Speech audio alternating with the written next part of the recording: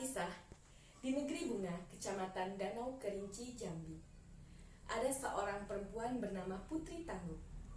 Ia hidup bersama suami dan 7 orang anaknya. Untuk memenuhi kebutuhan hidupnya, ia bersama suaminya menanam padi di sawahnya yang hanya seluas tangguk. Meskipun hanya seluas tangguk, sawah itu dapat menghasilkan padi yang sangat banyak. Setiap habis dipanen, tanaman padi di sawahnya muncul lagi dan menguning. Dipanen lagi, muncul lagi, dan begitu seterusnya. Berkat ketekunannya bekerja siang dan malam menuai padi, 7 lumbung padinya yang besar-besar sudah hampir penuh. Namun, kesibukan itu membuatnya lupa mengerjakan pekerjaan lain. Ia terkadang lupa mandi sehingga dakinya dapat dikerok dengan sendok. Ia juga tidak sempat bersilaturahmi dengan tetangganya dan mengurus 7 orang anaknya. Pada suatu malam, saat ke-7 anaknya sudah tidur, Putri Tangguh berkata kepada suaminya yang sedang berbaring di atas pembaringan, "Bang, adik sudah capek setiap hari menuai padi. Adik ingin mengurus anak-anak dan bersilaturahmi ke tetangga. Karena kita seperti terkucilkan," ucap Putri Tangguh kepada suaminya. "Lalu, apa rencanamu, Dik?" tanya suaminya dengan suara pelan.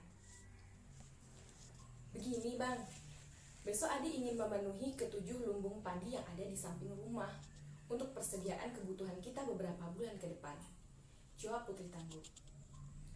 "Baiklah kalau begitu. Besok anak-anak kita ajak ke sawah untuk membantu mengangkut padi pulang ke rumah," jawab suaminya. "Iya, Bang," sahut Putri Tangguh. Beberapa saat kemudian, mereka pun tertidur lelap karena kelelahan setelah bekerja hampir sehari semalam. Ketika malam semakin larut, tiba-tiba hujan turun dengan deras. Hujan itu baru berhenti saat hari mulai pagi. Akibatnya, semua jalan yang ada di kampung maupun yang menuju ke sawah menjadi licin. Usai sarapan, Putri Tangguh bersama suami dan ke-7 anaknya berangkat ke sawah untuk menuai padi dan mengangkatnya ke rumah. Dalam perjalanan menuju ke sawah, tiba-tiba Putri Tangguh terpleset dan terjatuh. Suaminya yang berjalan di belakangnya segera menolongnya. Walau sudah ditolong, Putri Tangguh tetap marah-marah. "Jalanan kurang ajar," hardik Putri Tangguh. "Baiklah, padi yang aku tuai nanti akan kuserakkan di sini sebagai pengganti pasir agar tidak licin lagi," tambahnya. Setelah menuai padi yang banyak, hampir semua padi yang mereka bawa diserakkan di jalan itu, sehingga jalan tidak licin lagi. Mereka hanya membawa pulang sedikit padi dan memasukkannya ke dalam lumbung padi. Sesuai dengan janjinya, Putri Tangguh tidak pernah lagi menuai padi di sawahnya yang seluas tangguk itu. Kini, ia mengisi hari-harinya dengan menenun kain. Ia membuat baju untuk dirinya, suami, dan juga untuk anak-anaknya. Akan tetapi, kesibukannya menenun kain tersebut lagi-lagi membuatnya lupa bersilaturahmi ke rumah tetangga dan mengurus ke-7 anaknya. Pada suatu hari, Putri Tangguh keasyikan menenun kain dari pagi hingga sore hari, sehingga lupa memasak nasi di dapur untuk suami dan anak-anaknya. Putri Tangguh tetap saja asyik menenun sampai larut malam. Ke-7 anaknya pun tertidur semua. Setelah selesai menenun, Putri Tangguh pun ikut tidur di samping anak-anaknya. Pada tengah malam, si bungsu terbangun karena kelaparan. Ia menangis minta makan. Untungnya, Putri Tangguh dapat membujuknya sehingga anak itu tertidur kembali. Selang beberapa waktu, anak-anaknya yang lain pun terbangun secara bergiliran. dan ia berhasil membujuknya untuk tidur kembali. Namun, ketika anaknya yang sulung bangun dan minta makan, ia bukan membujuknya, melainkan memarahinya. "Hei, kamu itu sudah besar, tidak perlu dilayani seperti anak kecil. Ambil sendiri nasi di panci. Kalau tidak ada, ambil beras dalam kaleng dan masak sendiri.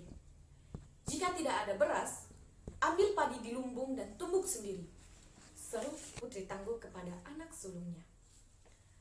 Oleh karena sudah kelaparan, si sulung pun menuruti kata-kata ibunya. Namun ketika ia masuk ke dapur, ia tidak menemukan nasi di panci maupun beras di kaleng. "Bu, nasi dan beras sudah habis semua.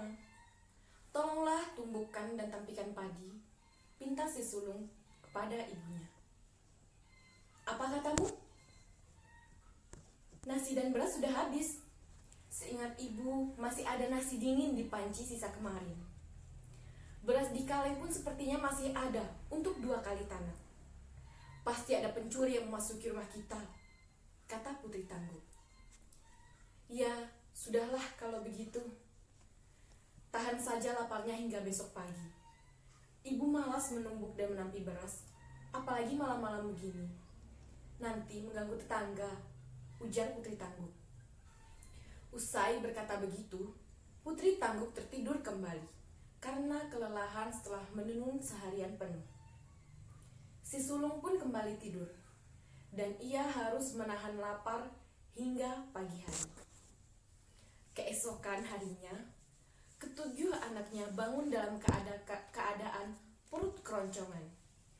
Si bungsu menangis merengek-rengek karena sudah tidak kuat menahan lapar. Demikian pula keenam anaknya yang lain. Semua kelaparan dan minta makan. Putri tangguh pun segera menyuruh suaminya mengambil padi di lumbung untuk ditumbuk. Sang suami pun segera menuju ke lumbung padi yang berada di samping rumah. Alangkah terkejutnya sang suami saat membuka salah satu lumbung padinya. Ia mendapati lumbungnya kosong. "Hei, kemana padi-padi itu?" gumam sang suami. Dengan perasaan panik, ia pun memeriksa satu persatu lumbung padinya yang lain. Namun, setelah ia membuka semuanya, tidak sebutir pun biji padi yang tersisa. "Dik, dik, cepatlah kemari," seru sang suami memanggil putri tangguh. "Ada apa, Bang?" tanya putri tangguh dengan perasaan cemas. "Lihatlah, semua lumbung padi kita kosong. Pasti ada pencuri yang mengambil padi kita," jawab sang suami. Putri tangguh hanya ternganga penuh keheranan. Ia seakan-akan tidak percaya pada apa yang baru disaksikannya. "Benar, Bang. Tadi malam pencuri itu juga mengambil nasi kita di panci dan beras di kaleng," tambah putri tangguh. "Tapi tidak apalah, Bang. Kita masih mempunyai harapan.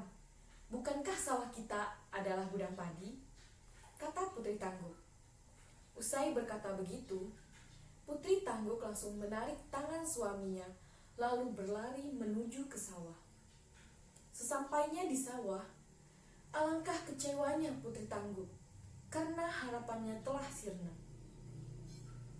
"Bang, pupuslah harapan kita. Lihatlah sawah kita. Jangankan biji padi, batang padi pun tak ada. Yang ada hanya rumput tebal memenuhi sawah kita," kata putri tangguh. Sang suami pun tidak dapat berbuat apa-apa. Ia hanya tercengang, penuh keheranan menyaksikan peristiwa aneh itu. Dengan perasaan sedih, putri tangguh dan suaminya pulang ke rumah. Kakinya terasa sangat berat untuk melangkah. Selama dalam perjalanan, putri tangguh mencoba merenungi sikap dan perbuatannya selama ini. Sebelum sampai di rumah, teringatlah ia pada sikap dan perlakuannya terhadap padi dengan menganggapnya hanya seperti pasir dan menyerahkannya di jalanan yang becek agar tidak licin. Ya Tuhan, itukah kesalahanku sehingga kutukan ini datang kepada kami? Keluh Putri Tangguk dalam hati. Sesampainya di rumah, Putri Tangguk tidak dapat berbuat apa-apa. Seluruh badannya terasa lemas. Hampir seharian, ia hanya duduk termenung. Dan pada malam harinya, ia bermimpi didatangi oleh seorang lelaki tua berjenggot panjang mengenakan pakaian berwarna putih. Wahai Putri Tangguk, aku tahu kamu mempunyai sawah seluas Tangguk, tetapi hasilnya mampu mengisi danau Kerinci sampai ke langit. Tetapi sayang, Putri Tangguk, kamu orang yang sombong dan takabur. Kamu pernah meremehkan padi-padi itu dengan menyerahkannya seperti pasir sebagai pelapis jalan licin. Ketahuilah, wahai Putri Tangguk, di antara padi-padi yang pernah kau serahkan, ada setangkai padi hitam. Dia adalah raja kami. Jika hanya kami yang kau perlakukan seperti itu, tidak akan jadi masalah. Tetapi karena raja kami juga kamu perlakukan seperti itu, maka kami semua marah. Kami tidak akan datang lagi dan tumbuh di sawahmu. Masa depanmu dan keluargamu akan sengsara. Rezekimu hanya akan seperti rezeki ayam, hasil kerja sehari, cukup untuk dimakan sehari pula. Kamu dan keluargamu tidak akan bisa makan jika tidak bekerja dulu. Hidupmu benar-benar akan seperti ayam, mengais dulu baru makan, ujar lelaki tua itu dalam mimpi Putri Tangguk. Putri Tangguk belum sempat berkata apa-apa, orang tua itu sudah menghilang. Ia terbangun dari tidurnya saat hari sudah mulai siang. Ia sangat sedih merenungi semua ucapan orang tua yang datang dalam mimpinya semalam. Ia akan menjalani hidup bersama keluarganya dengan kesengsaraan. Ia sangat menyesali semua perbuatannya yang sombong dan takabur dengan menyerahkan padi untuk pelapis jalan licin. Namun, apalah arti dari sebuah penyesalan? Menyesal kemudian tidak ada gunanya. Baiklah, itulah cerita rakyat Jambi mengenai Putri Tangguk. Nah, dari cerita itu kita dapat memetik sebuah pelajaran bahwa harta dan pekerjaan dapat membuat seseorang lalai dan tidak waspada dalam berbuat sesuatu, sehingga dapat mengakibatkan kebinasaan dan juga malapetaka. Dan sebagai manusia, alangkah baiknya kita ini harus bersyukur dengan apa yang kita miliki. Karena dengan mensyukuri apa yang kita miliki, kita akan selalu merasa berkecukupan. Terima kasih, hanya itu yang dapat saya sampaikan. Wassalamualaikum warahmatullahi wabarakatuh.